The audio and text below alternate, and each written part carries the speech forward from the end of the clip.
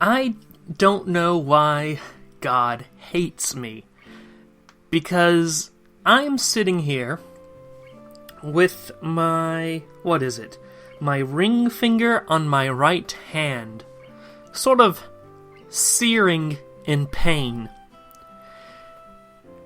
What had happened was, yesterday was pretty much spent entirely running around the town, getting done what needs to be done, everything I needed to do for my visa. And there were so many documents, so many papers, that I had to carry them all in a manila folder. A heavy-duty office manila folder. Now, I don't know how many of you guys have really spent any time investigating, examining a manila folder, but the top parts of the manila folder, the sort of rim where the manila folder opens, and the bottom of the little flap that's on the top, those are very sturdy, very stiff, especially if they're new office class manila folders. And I had been trying to put all my documents in there, my passport photos, my international driving permit, my visa application, everything was being held in there. In going around the town, we also stopped to get some Burger King. And we stopped by my dad's office to print out some stuff. And, I'm on the passenger seat. We park by the side of the road, and to my right is the road where there are cars, so I have to keep an eye out on the cars. I have to make sure that I time myself well. And everyone's getting out of the car, and I didn't want to hold anyone up, so I gather my Burger King. I have a large drink of orange high C, and a bag containing my Bacon King and my fries. So I have that, and that's already quite a lot. But I also have a plastic bag that contains my passport and some passport photos we just had taken. And then there's also the manila folder. And I'm in a hurry. I don't know how I can carry 4 things at once, especially when 2 of those things are greasy and have water condensation on them, and the other stuff are paper materials that are important that should not be getting greasy and should not be getting any water on them. So, I panic. I realize, hey, I could minimize what I have to carry if I just put this small plastic bag containing my passport and passport photos into the manila folder. So I quickly and swiftly open up the manila folder and try to put the bag in as fast as I can, because I want to get out as soon as possible while there are no cars coming. Excuse me. And as I'm doing so, I scrape my finger onto the manila folder, and what resulted was a paper cut, but it wasn't just any paper cut. It's not like a paper cut done by a piece of paper. It was done by this thick cardstock-esque manila folder. And I can't even describe to you the pain that I felt for like 1 second. Just 1 second, one of the most sharpest sensations I had ever felt in this very sensitive finger part, the very sensitive part of my fingertip. Just, like, it was such a sharp pain. It was ridiculous. And I immediately yelled out in pain, like a sharp, that did no justice to what I actually did. But, like, it panicked the people in the car. People were trying, like, what's going on? Like, did I just die? But I'm there, like, searing in pain. And so that's still painful. That pain is still in my finger. So it's an interesting tradition where now every episode of The Commander's Cabin starts off with me explaining a sharp but overall inconvenient pain that I felt just before recording. So without further ado, welcome, ladies and gentlemen, to the second episode of the Commander's Cabin podcast, where I just decompress, talk about stuff that's on my mind, and let you guys know what's going on with my life. Now, we can start off with why I got this papercut was to get all this visa stuff in. And I know I explained in my video about me moving to Japan that I was moving to Japan. But that was more about where I'm going, not necessarily even what I'm doing, but where I'm going and stuff like that. But I never explained why I'm moving to Japan, and I've been asked that a few times, and I don't really know how to answer that. So I thought I'd try to give as much information as I could as to why I'm moving to Japan. And I guess the first things first is, it's not like I'm just some rando, just like, oh, I want to go to Japan because anime. I'm of Japanese heritage. Japanese culture has been very important to me. I've learned Japanese, and I've always been under the impression that, once you graduate, once you have your job set out, I don't really like the idea of staying in one place forever. Like, where you're born is your spawn point, if this was a video game. But nobody really builds their house at the spawn point in Minecraft, do they? You spawn, and then you go out to try to find a place that this will look fun to settle down in. So I was born, and I didn't really have any intention of staying here, where I'm at right now in the Charlotte area. But, I did have some parameters as to what I wanted my place of living to be.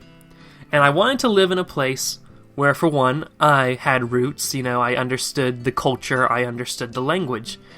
In fact, that's pretty much it. The culture and language that I had connections to. And that pretty much limits it to Japan and the United States.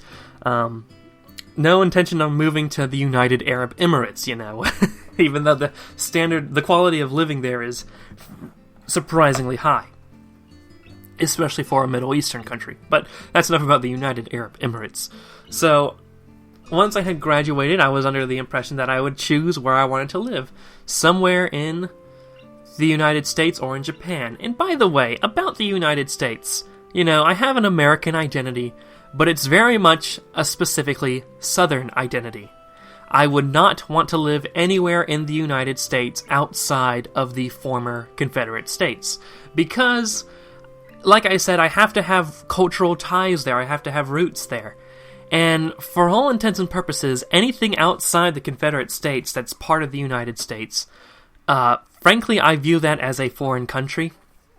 I don't really have any... My opinion of that part of America is the same opinion I hold of Europe, which generally isn't a high opinion. But that is very much a foreign country to me. So if I stayed in the United States, I would be staying in the former Confederacy, because that has a more common culture. I think a lot of people outside the South don't really understand that there really is this strong or stronger Southern identity in the South, that this is sort of an occupied territory by the United States, that there is major differences between the two. So, I have no intention on living outside of, the former Confederacy. That's a foreign country to me. So we've limited it to Japan and the South. Here's another thing. I hate the heat. Which makes it very hard to live in the South. Ultimately, I want to live somewhere a bit colder than here. Than the Charlotte area. Which... Virginia isn't really that cold, and Virginia is almost a foreign country compared to the rest of the South. Virginia is a weird part of the South. But, so, looking over at Japan, that was an option too. Now, I'm not really what you would call a country person. I'm not really someone who likes to be... the closest store, you have to get into your car and drive for, more than 10 minutes. I don't like that. I don't like living in the middle of nowhere. I value convenience. I value public transportation that's safe and convenient. I value convenience, and ultimately, I think I'd much rather prefer living in a city than living in the country. My time in Amsterdam certainly solidified that, in Rotterdam and The Hague and what have you, when I was on my little expedition in the Netherlands. So I definitely prefer cities to rural areas. I don't want to ever have to own a yard. Like, I would rather die than own a yard, because a yard takes up a lot of your time to make sure that it's all kept clean and pristine, but I don't go outside, I don't look outside, I'd much rather spend my time indoors, and if I'm outside, I'd rather be walking to someplace different. And I'd rather much walk than drive. I'd rather things be in walking distance, and if they're not in walking distance, a train station should be, or a metro station or a bus stop, those should be in walking distances. Because there's a lot of...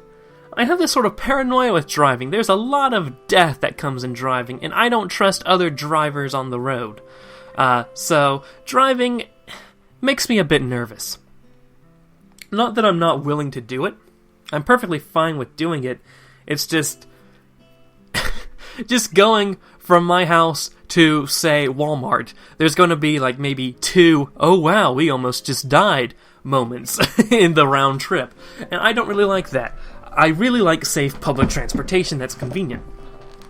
So, cities, I'd much rather prefer to be in a city. Now here's the thing, I want to live in a city with convenient public transportation, safe public transportation, and public transportation that remains safe even well into the night. You know, once the sun goes down, I want to live in a city that you can still walk around, still take the public transportation, and not have to really worry about it.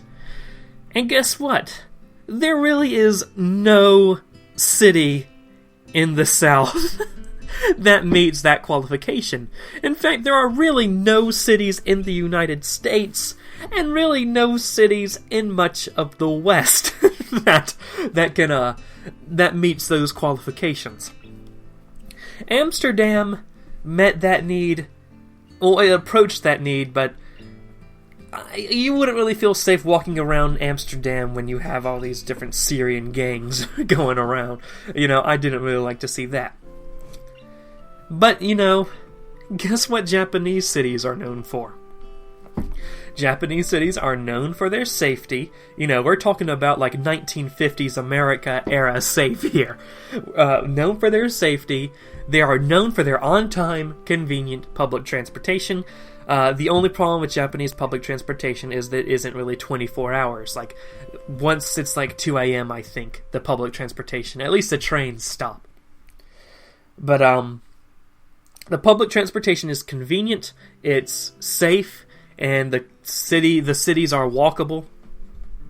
Everything I want to have in a city are in most, if not all, Japanese cities. And of course, you're going to have your certain areas. Like, for example, Tokyo has Kabukicho, it has Roppongi sometimes, or used to be, the sort of unsafe area, but Roppongi and Kabukicho are like the normal part of an American city is Kabukicho, the most dangerous part of Tokyo. So it's a very interesting dichotomy there. Just so we're clear, I have a chair that makes weird noises. So we're clear on that. So, my goal of living, a place that's within an area that I have cultural ties to, that speaks a language that I speak, that is a city with convenient transportation and is safe, that really only applies to Japan. So in my multiple choice selection of where I want to live, Japan is pretty much only fits there. Now, there are also some other benefits of Japan, such as Japan being widely acclaimed for having like the best healthcare system in the world, even though I'm pretty sure that's going to collapse eventually. Let's be clear, Japan does not have a shining future ahead of it. Japan's future is one of dismay, despair, compromises, and eventually collapse. Japan doesn't have a great future ahead of it. But right now, the Japanese healthcare system is generally thought of as the best healthcare system in the world. It's also a very safe country. The violent crime rate is extremely low. Typically, when you hear of a violent crime, it's between two people who know each other, and it's like not this mass incident. Though we did have the Kawasaki stabbing incidents recently, and that was such a tragedy. Like, it was a widespread tragedy. But the thing is, what happened in Kawasaki is just a typical day in Detroit, you know?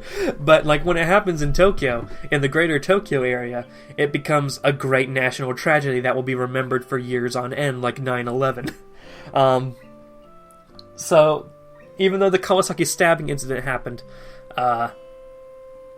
it's definitely much more of a exception than it is a rule. And there are certainly no school shootings in Japan. I heard this. You see so many school shootings in America that sometimes they're not even really big deals because, oh, there was a shooting. Only one person was injured, so it's not worth making a big deal out of. But, like, that doesn't happen in Japan. I've watched this video of this person who went, like, on a tour across the United States, just driving around for like 500 days, and they would stay in Walmarts to sleep in their cars. And like he talked about how in one Arizona parking lot, like there was this full-on shootout, and he had to like take cover underneath his car. That would not happen in Japan. You know, parts of America sometimes sound like a war zone sometimes, particularly when you think of the gang violence. Now, with the gangs in Japan, you really have to worry about the Yakuza and the Nigerian Mafia. And the Nigerian Mafia is mostly just in Tokyo and Osaka. And the Nigerian Mafia don't really bother anybody. Well, they don't attack anybody. They will bother you on the streets trying to get you to go to, like, different bars that they run. But they won't attack people in broad daylight, usually. The Yakuza, as well, they typically work in the shadows. A normal person isn't going to be harassed by the Yakuza. It's not like the Italian Mafia, it's not like the Russian Mafia, it's not like different American gangs in the different cities.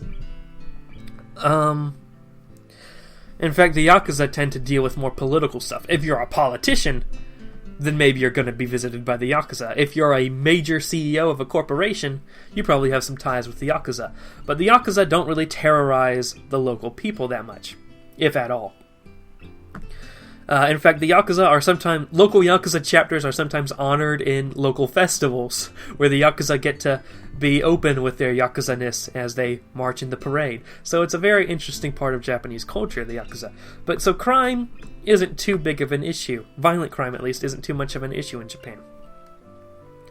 Healthcare crime. Now, there are some benefits to the United States. For example, Americans don't have to fear invasion by bordering countries. Meanwhile, in Japan, almost every country that's around Japan hates Japan, you know. The only real exceptions is Taiwan generally likes Japan, and I think Vietnam generally likes Japan.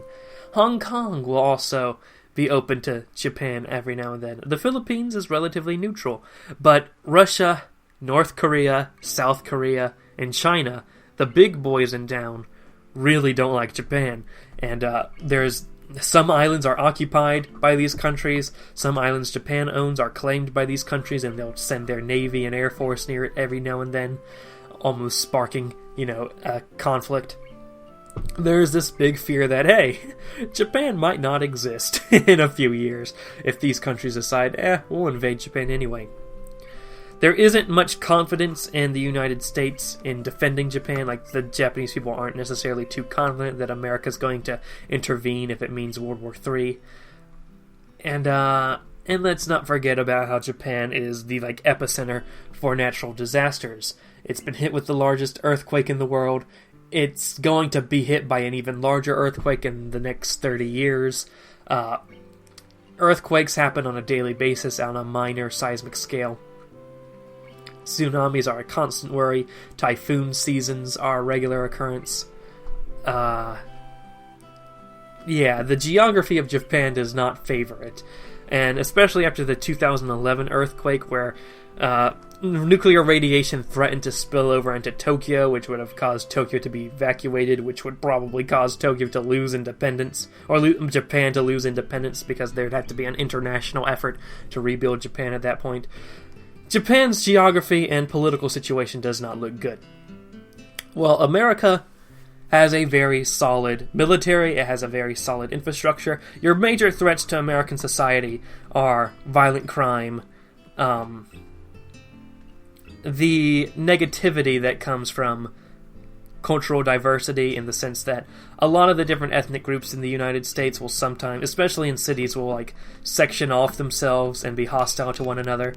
There are efforts, of course, to like, bring to end racism, but well, you can just look at the crime rates. But and you also have to worry about a corrupt government. Not that the Japanese government is anything to write home about, but politicians in America clearly won't necessarily have the people's best interest in mind sometimes. So, yeah, ultimately, of course, the same exact thing could be said about the Japanese politicians. There's an argument that Japan's a one-party dictatorship, but that's an argument you mostly see from the outside looking in. And it's very hard for people to understand that maybe a majority of people just have the same political opinions, or at least big tent political opinions. So, ultimately, Japan is an obvious choice. So, if this is not a permanent move, I do think I should, at some point in my life, live there for a prolonged period of time just to see how it is. Also, my own personal values jive much better with people in Japan. My own, whether that be opinions or whether that be philosophy on how people should live their lives or how people should relate to one another, it's definitely I definitely jive more with the Japanese culture in that regards than Southern culture, which Southern culture tends to be a lot more friendly, a lot more extroverted in a way. Extroverted in some ways and introverted in other ways. But Southern culture is definitely one of hospitality. Japanese culture, depending on where you are, but overall, Japanese culture is, you do you, I'll do me, don't talk to me, that sort of idea. But when you talk to me, at least do it politely with a fake smile on your face. So, that sort of idea. Anything else I want to say about why I'm moving to Japan? What it comes down to is I've always viewed my life as, ultimately, I'm going to have to choose where I want to live. I don't think just living where I was spawned is the way to go, but I had to choose where I want to live, and there are all these criteria I wanted to be met, and really, only the cities of Japan meet those criteria. So, I got a comment recently that I want to talk about here on the podcast, because I can use this comment as the basis for an explanation of why I do things on this channel. So this was a comment on my Transformers The Basics video, where I talked about my personal experience in dealing with Chris McFeely, and that really is just it, my personal experience engaging with Chris McFeely. This person I won't name them, because their comment, their username shows me that they're a YouTube group, a YouTube thing devoted to drama stuff. Like, with a username like that, you can tell that they're just trying to start drama. But let me just read out their comment. No matter how bad Chris McFeely and his cohorts are behind the scene, Commander Radix, and Commander Radix is in quotes, is one to talk. He's a hypocrite in that he's blocked/muted certain channels of people he doesn't like, even before he ever got into arguments/disagreements with any of them. I'm certain that the people he refers to in this video as, and then in quotes, children suddenly infesting the fanbase, end quotes, are actually other adults like him that he just doesn't agree with. The attitude he displays in some of his videos just downright stinks, too. So, let's unpack that for a second. Now, first thing I did when I saw this comment was check out their channel, because their channel is obviously a drama channel. This channel obviously goes around seeking to spark drama or talk about people. Now, the fact that Commander Radix is in quotes tells me that this definitely isn't someone that's part of the Commander Radix community. So, this isn't a fan at all. This isn't someone who's watched me and oh, I don't like this. This is someone who watched me, doesn't like it because the content isn't for them, and then decided to go on a crusade against me. So I decided to check out their channel to see what they've done. And their only channel is them calling a local warehouse. And you can hear the voice, it's a she, and she's calling the warehouse and accusing them of racism. She's saying that the warehouse engages in racial discrimination employment practices, that the warehouse hires more Hispanics than blacks. So this person calls that warehouse and just goes on hard against them, like, why are you hiring more Hispanics than blacks? Why are you doing racist employment practices? And the person on the phone is like, what are you talking about? And then the person and then this YouTuber is like, I'm going to call ICE on you. Like, she has no proof that they're even hiring illegal immigrants, but she is so upset that this warehouse is hiring Hispanics and not black people that she's threatening to call ICE, the immigration services. Which tells me that the race of this person is black, because let me tell you, a white person who's upset at racism is not going to call ICE on a warehouse that hires a lot of Hispanics. This definitely sounds like a part of the rift between the black and Hispanic communities in the United States. So, in watching that, I realized, oh, this person's just a psychopath. And then I was like, it's one thing if I see this comment and then I look at their YouTube channel and they're like a level-headed person. You know, that will make me like think about this comment a bit more. But saying that they're just insane, it's like, oh, okay, I don't have to feel bad and just ripping this apart. So, first of all, we're getting this comment by someone who's clearly there to just start drama. They're bringing up a point. I was just talking about my own experience in my own experience. It's just a story. And this person is trying to turn it into a drama. They're trying to turn it into a sort of whataboutism type thing. Like, you're worse than Chris McFeely. I'm like, one, I might not even necessarily disagree there. But, so let's break this down. No matter how bad Chris McFeely and his cohorts are behind the scenes, Commander Radix, in quotes, is one to talk. Well, you can't go to a video and say, no matter, like, disregard the subject of the video. Like, what if Twisted put out a Reddit reading video, and I just commented, no matter what you care about Reddit, Tumblr is a much worse community. Like, what if, like, that's not the point of the video, man. You know, already, bad comment. He is a hypocrite in that he's blocked/muted certain channels of people he doesn't like, even before he ever got into arguments/disagreements with any of them. Now, there's a lot to break down here. First, he is a hypocrite. This commenter never said anything that would make me a hypocrite. They didn't give an example. If you don't know, a hypocrite is someone who, like, say, rails against doing something, but then does it themselves.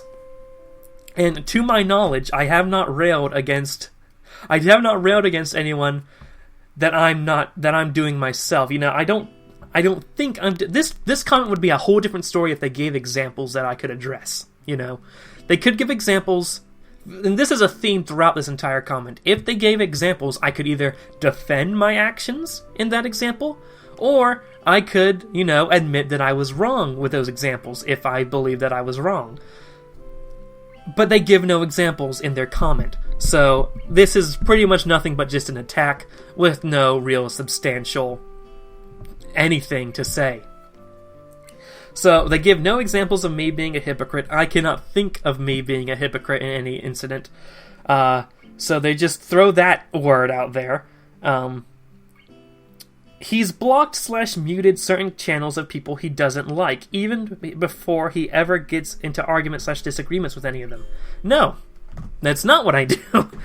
I'm very open with me blocking people and deleting comments. In fact, there is a video that's uploaded and scheduled to be released of me going through my spam folder and like showing how bad the spam comments are. I have a very clear what's the word I'm looking for? I have a very clear categorization of what comments I allow and what comments I don't.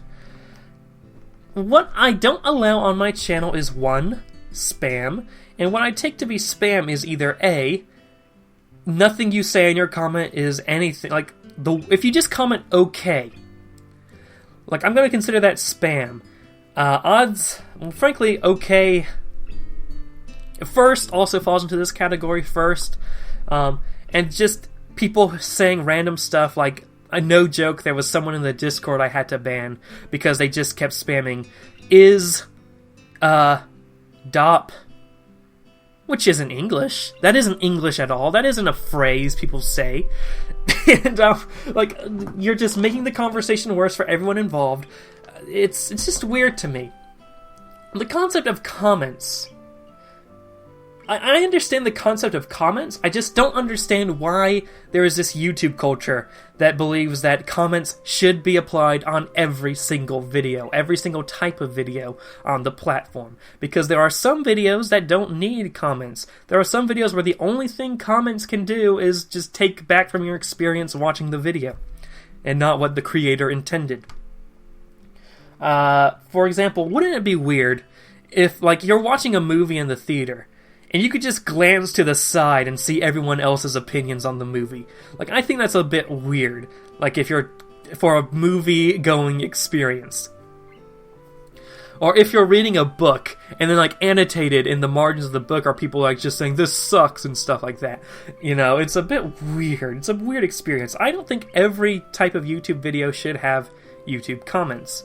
I think some of my videos definitely should have comments, and some of them I don't think really should. Transformers Lore, for example, I don't really think is a series that really needs comments on them. However, if you disable comments for certain videos, you're going to get a lot of backlash against it because of this culture that's developed on YouTube that believes that comments are like free speech or something like that. And I'll talk about comments being free speech later on. But, like, I upload my videos on YouTube because they can reach the wider audience and I can make money off of it. I don't make all my YouTube videos with the intention of sparking a discussion. And I don't put my videos on YouTube with the intention on being part, like, just on the virtue of uploading to YouTube. I didn't want to be part of this larger YouTube culture with this, with these, anytime you make a video about someone, it's automatically assumed to be drama type stuff, because that's YouTube culture. That's not the sort of culture I wanted to sign up for, but it's the culture I have no choice to be a part of because of how YouTube works. Now, comments being free... Did I finish about talking about the comments I banned? The comments I typically delete comments, and if I see, like, a really egregious, like, hate comment, that person gets banned, or if someone spams a lot, they get banned. But most of the time, it's just deleting the comment. A lot of spam, harassment. I know harassment's a loaded word. Harassment's one of those words that's used a lot. But the thing is, this is YouTube, this is a side thing, and I don't consider YouTube to really be part of the public space, at least not my videos. So, I think I deserve the right to be able to look at my phone without seeing a comment just pop up on my screen that says, hey man, you suck. You know, I don't think I have to endure that. You know, I'm not obligated to have to deal with that. So I will delete that. YouTube comments are not free speech, you know. I'm not going to platform people who just want to go, you know, on the attack against me, if that makes sense. If you have a problem with the video, make your own video, you know. I made the video how I wanted to make the video, and then anytime I see a comment that says, you forgot blah blah blah blah blah, I'm like, no, obviously I didn't forget. Because if I wanted to include that in the video, I would have included it in the video. Real easy way to get on my bad side. Comment something that starts with, you forgot, blah, blah, blah. Or comment, well, okay, I was about to say, if you comment, you know, now do a video on this. Those comments are good to see what people are interested in. Or really, what that particular commenter is interested in. Because what you have to understand is, YouTube commenters are not the majority of my viewers. They're not a majority of anyone's viewers. if you look at the amount of comments videos typically get and the amount of views it typically gets, comments are typically a very slim proportion compared to the greater overall viewership. You can get a channel where 100% of the comments are hating on the person, but the channel's still afloat just fine because they have enough viewers. Think of how many controversial videos there are that have a lot of dislikes and a lot of people in the comments just being angry at the creator, but there are still a bit more likes than dislikes, you know. It's sort of that situation. Commenters aren't necessarily a good way to gauge your fan base. Or your viewership, I should say. So, why was I talking about that? Oh, because sometimes people say, no, do a video on this. That will give me an idea, but like, Digibro, one of my, inspirations, he had received a lot of comments asking him to do a video on revolutionary girl Utena. So he made a video, and nobody watched it. You know why nobody watched it? Because the only people who wanted to see that video were the people commenting that, and he got a lot of comments wanting to see that video, but you have to remember, comments are only a very small portion of your actual audience, So I know I rail against the comments a lot, and that probably puts a bad attitude and, gives people a bad attitude. What's the word I'm looking for? People will think I don't like them if they're viewing my video because I rail against comments. But you have to keep in mind, if you're not commenting, and that's not, I was going to say, if you're not commenting, I don't have a problem with you. But at the same time, I do have comments that I like. I would say I have overall more comments that I like than dislike. So, yeah, but comments as free speech, I don't have to deal with that. Now, I don't think free speech is important on conversations about a children's transforming robot franchise, But I do think it's important on certain topics like history and sociology and academic stuff. And I do my series, Primus Academy. And you know what? I do not moderate Primus Academy video comments. I let people say whatever they want on those videos, even if I completely disagree with them. Because I think conversation and debate and discussion about history and stuff like that is important. So I don't moderate Primus Academy videos. So, and also they say I block/mute people I disagree with. Well, first of all, I don't think there's a single comment on any one of my videos that I agree with 100%. I do not block people or delete comments just based on disagreeing with them. A lot of my comments I disagree with. That doesn't mean I don't appreciate them, but I disagree with what they say, because what I agree with is what I said in the video, And if you give any different idea in the comments, that's not what I agree with. But that doesn't mean I don't value the discussion, I don't value your opinion. So the idea that I block people because I disagree with them is just fake news. She also says he blocks them before he even gets into argument/disagreements with any of them. I'm not obligated to just go into a debate or argument every single time I get a comment. You know how much of a waste of time that would be? Why would I even bother doing that? And this is, of course, on the subject that I block people because I disagree with them. I don't.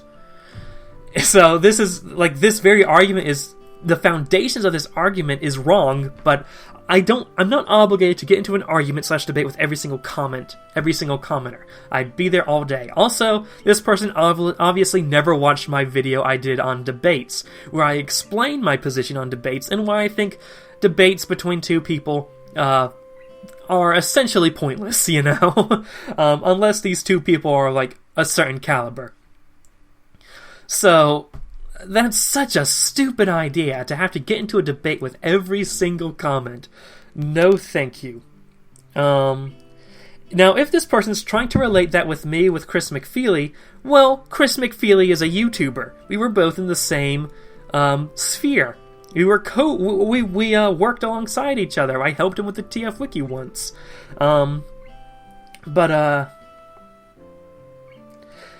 As a content creator who's been in contact with me, I would hope that he would have an issue. If he had an issue with me, he wouldn't talk about it behind my back and instead bring it up to me, to my face. And I gave him a chance to talk to him, and then I gave him a chance to talk to me, and he never took it. So if that's what they're trying to relate with that, if that's what they're trying to say I'm a hypocrite, keep in mind that content creators are different than your average YouTube commenter. Oh, Jesus. I'm certain that the people he refers to in this video as, quote, children suddenly infesting the fanbase are actually other adults like him that he just doesn't agree with. Now, she puts in quotes, children suddenly infesting the fanbase, as if that's a quote from me. I never said that. In the video, I say that when I started doing Transformer videos, a lot of the people I got were children. How stupid of it would be for me to say, all of a sudden, the Transformers fanbase got infested with children. Transformers is a children's franchise. Like, oh, Jesus Christ. I would never say, like, oh, back in 1984 when all the Transformer fans were 30, you know? Like, no, Transformers has always been a children's franchise. It's always been full of children. What I said was, when I made videos on Transformers, I got, my viewership had a lot of children in it. That's logical. I'm doing videos on Transformers. I probably should have predicted it better. The reason I bring this up is because before, like, the Commander Radix, personality I try to give off on this channel is I'm heavily influenced by a YouTuber named General Sam. And General Sam says a lot of horrendous, rude, arrogant things. I'm also influenced by Digibro, who is full of himself and arrogant. I like to portray that arrogant personality on my YouTube channel. You know, if I see an idiot in my comments, I'm going to rip that comment apart publicly, you know, to try to deter against further bad comments, but also for comedic purposes.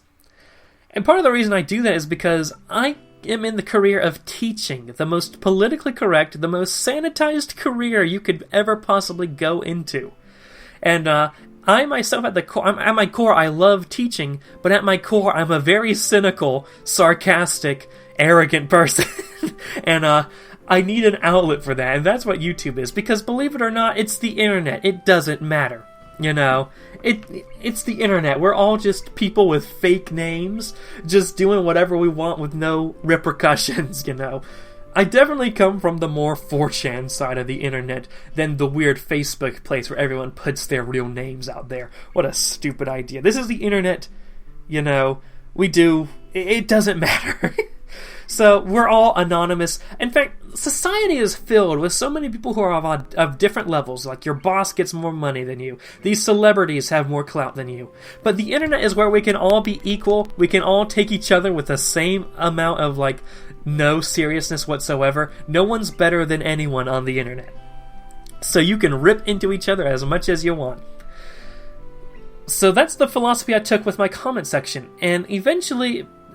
people are like, you know, half the comments you rip apart are like kids, right? And I'm like, well, yeah. Because I view this as we're all equal on the internet. I don't care if you're a child or not. I will rip you apart, you know. Because you're not required to be on the Commander Radix YouTube channel. Everything you put out there on the internet is put out there for everyone to see and for everyone to respond to. So, I look at that. But eventually I get enough criticism saying, these guys are kids, man, you should chill out. And ultimately what I do is I will recognize that these are kids that I am ripping apart.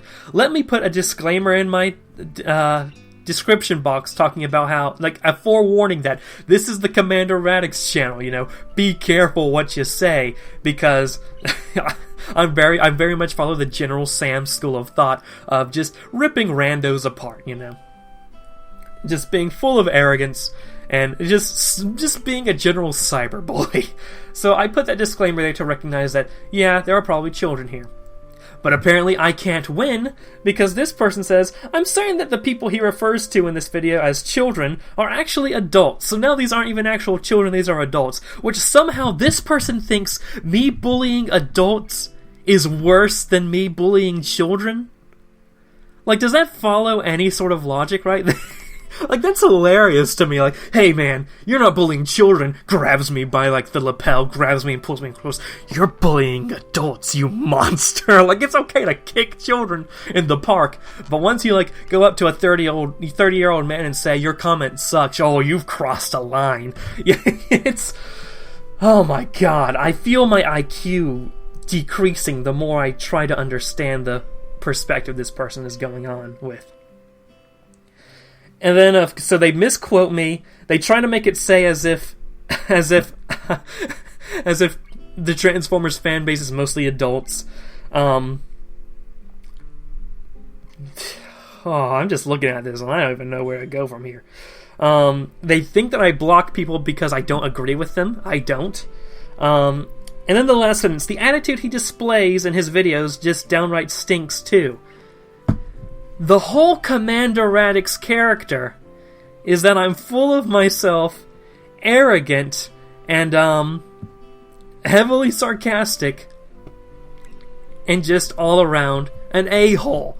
That's the character. That's the joke! So, like, I'm sorry that I'm not, like, a toy review channel with the stock music, music in the background and a ukulele, and I'm like, hey guys, welcome to another toy review channel. I'm like, no, that's not me. This is YouTube, broadcast yourself. I'm going to be broadcasting myself. I'm going to broadcast myself a lot more uncensored than what I do in real life, because this is the internet, So, if you don't like it, then you don't like the channel, leave, I don't understand this attitude. The attitude he displays just downright stinks. Like, oh, that stinker. If you want, like, a sanitary, family-friendly channel, there is a load of them on this platform. YouTube is certainly pushing it. Don't worry, I'm sure our YouTube will ban me in a few days. Just be patient. So, naturally, I deleted this comment, because, well, for one, let me be clear, my reaction to this comment would be very different if they gave, like, specific examples that I could, again, either defend my actions and explain my actions, or go back and say, that was probably wrong of me to do, because I do mess up. I do make mistakes. Sometimes I'm in a bad mood, and I see a comment that's just a harmless meme, and I'm just like, how dare you, and delete it. There's this meme I saw on the Myers-Briggs side of Tumblr, and it was like this little jester, like, dancing on a cliff, and, like, looming in the background was this angry god. And, like, on the small little jester, it said, like, an ENFP harmless meme poster. And then, like, on the angry god, it said, INTJ admin. Like, INTJ admins are, like, so much more stricter and harsher and will wipe people out of existence. And, of course, I am INTJ. So, I saw that meme, and I'm like, haha, hashtag relatable. I do that. But that's just the Commander Radix personality. And this is a personality channel. So, good luck with me changing what I do, But yeah, I do make mistakes. If people can give me specific examples, and I will either explain why I did it, or go back and apologize. Now, I don't feel like I need to be like a Supreme Court judge and write out an entire essay about why I did my decision for every single block and kick I do. But also, keep in mind that, like, I don't view my comment sections as, like, a free speech platform. I am going to block people who are just completely stupid. But people who give good comments and good insight, and sometimes I'll even allow just meh comments. Like, sometimes I'll allow okay and first. Sometimes I'll allow them to just sit there. But there are certain comments that cross a line, and my line is much more easily crossable than most other content creators, in the sense that I just block spam and straight up hate that isn't constructive or give examples. Like, I will actually allow hate comments if they bring up valid points, So yeah, I think this is the reason why a lot of YouTubers stop looking at the YouTube comments. It's not because they necessarily can't. Digibro has like over 300,000 subscribers, and he said that it's not that he can't read the comments, it's that if he starts to read the comments, he will be stuck on them forever and just spend an entire day reading and responding to comments, and that's not a healthy life schedule. But it's not that bigger YouTubers can't keep up with the comments. It's that at some point we just don't want to, because there is no point. The comment section is a slim portion of your audience, and a lot of the YouTube comments are bad. Most people watching YouTube understand this. Most people watching YouTube understand that comments on YouTube are bad. I don't look at my war against bad comments as me going to war with my audience. That's certainly not what I'm trying to do. I'm trying to go to war with the bad comments, which makes up maybe 0.1% of my actual audience, you know.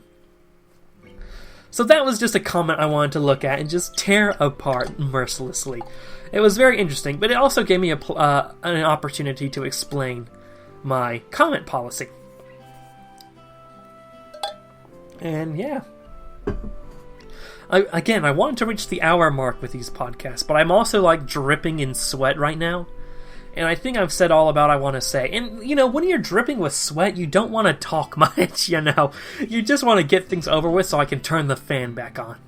You know, I'm sweating and dying right now, all in the name of good audio quality, which it's not even going to have good audio quality because I clearly see some parts in this Audacity file where I peak the microphone, and I know my microphone randomly gets staticky sometimes, so like, why am I sacrificing so much for meh audio? For a podcast that maybe 50 people will watch? Which, by the way, let me say, got a lot more views on Commander Radix 1, Commander's Cabin 1 than I expected. Thank you so much for watching this podcast, for listening to me. Like, if you want, again, my core audience is probably you guys listening to this right now. The fact that you're 50 minutes into a podcast where I just talk about stuff going on in my life, that really means so much more than you probably think it does. Like, thank you so much. My social blade shows me losing subscribers at an alarming rate, which is weird because I'm getting a lot more views on videos than unlike general videos than I've ever had before. I'm getting I'm getting a lot more money than I did before. And I'm just generally all around more successful than I was before. It's just I'm losing subscribers, which is a very weird paradigm I have right now. But those of you watching and listening to this podcast means the entire world to me. Thank you so much. So let's close it off here. There are social media links in the description. You can follow me on Twitter. I really need Twitter followers because some of my watchers have more Twitter followers than me. So, you know, that's weird, right? So get in there and follow me. I tweet very frequently. Half the tweets I make would be comments I would delete if they were done by someone else on my channel. I have an Instagram that's linked in the description. Once I move to Japan, you can expect a lot more Japan pictures over on that Instagram. The only other channel I want to shout out is the Lazy Koalas channel, because I do a podcast over on the Lazy Koalas channel with a bunch of my friends who are other content creators. And it's a real fun podcast. We haven't even recorded the first new episode of the podcast yet. But I would recommend you guys going over there and subscribing and checking out the podcast. I'll be editing it. I'll sort of be leading it. It's going to be very interesting. If you like this podcast, you will love the Lazy Koalas podcast once it's out. So, yeah. Go check that out. All the links are in the description. There's also the Discord server. The Discord server, if you want to talk to me, I am almost always in the Discord server. So, yeah, that's a very easy platform to talk to me about stuff. Anything else? I think that's about it. Thank you guys so much for listening, and have a great day, ladies and gentlemen. You the real MVPs.